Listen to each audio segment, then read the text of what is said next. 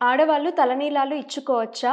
ఆహ్, ఏదో మొక్కు ఉందని చెప్పి చాలామంది తలనీలాలు ఇచ్చుకుంటారు. కానీ ఇప్పుడు రీసెంట్‌గా కొంతమంది ప్రవచనకర్తలు తలనీలాలు ఆడవాళ్ళు ఇచ్చుకోవద్దు అని చెప్తున్నారు. మీ మాటల్లో మీరేమంటారో తెలుసుకోవాలనుంది. ద్రౌపది దేవి గురించి మీకు తెలుసు గదా! హ్మ్. మహాభారతం జరగడానికి కారణం ఎవరు? ద్రౌపది దేవి. ద్రౌపది. హ్మ్. ఆమె ఏమని శపథం చేస్తది? నేను నా జుట్టుని ముడివేయను అని శపథం చేస్తదామె. ఎప్పటి వరకు?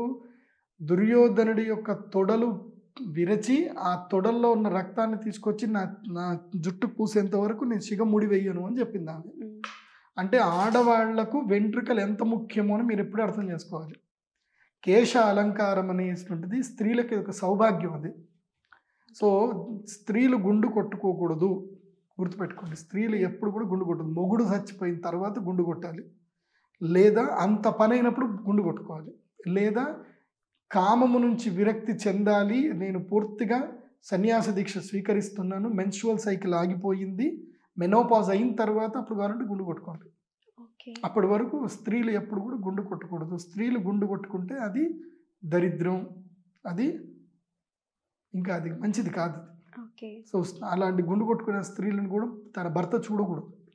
కాబట్టి గుండు కొట్టకండి. కావాలంటే మరి మొక్కుంది కదండీ ఎట్లా అంటే కత్తెరలు ఇచ్చిరండి. ఇంత ఇంత ఎంట్రుకలు కత్తెరలు ఇయ్యండి చాలు. కానీ గుండు కొట్టొద్దు. ఓకే. మీరు కత్తెరలు ఇస్తే ఆళ్ళు కన్ను మూసుకొని తీసుకుంటారు. ఎందుకోసమంటే ఆళ్ళకి అంతంత పెద్ద పెద్ద ఎంట్రుకలు వాళ్ళకి లక్షల్లో అమ్ముడుపోతాయి ఆళ్ళకి. హ్మ్. హ్మ్. కాబట్టి ఏదో కత్తెరలు ఇయ్యండిలెండి ఏం కాదు.